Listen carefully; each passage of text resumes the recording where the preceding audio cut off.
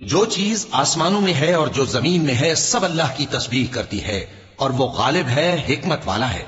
مومنو، تم ایسی باتیں کیوں کہا کرتے ہو جو کیا نہیں کرتے؟ اللہ اس بات سے سخت بیزار ہے کہ ایسی بات کہو جو کرو نہیں۔ جو لوگ اللہ کی راہ میں ایسے طور پر صف باندھ کر لڑتے ہیں کہ گویا سیسا پلائی ہوئی دیوار ہیں، وہ بے شک اللہ کے محبوب ہیں۔ اور وہ وقت یاد کرنے کے لائق ہے جب موسیٰ نے اپنی قوم سے کہا تھا کہ بھائیو، تم مجھے کیوں ایذا دیتے ہو حالانکہ تم جانتے ہو کہ میں تمہارے پاس اللہ کا بھیجا ہوا آیا ہوں۔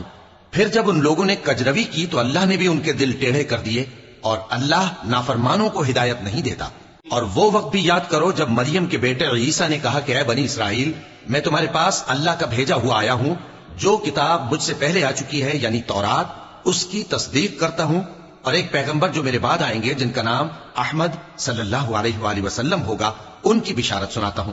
پھر جب وہ ان لوگوں کے پاس کھلی نشانیاں لے کر آئے تو کہنے لگے کہ یہ تو سراسر جادو ہے، اور اس سے زیادہ ظالم کون کہ بلایا تو جائے اسلام کی طرف اور وہ اللہ پر جھوٹ بہتان باندھے، اور اللہ ظالم لوگوں کو ہدایت نہیں دیا کرتا۔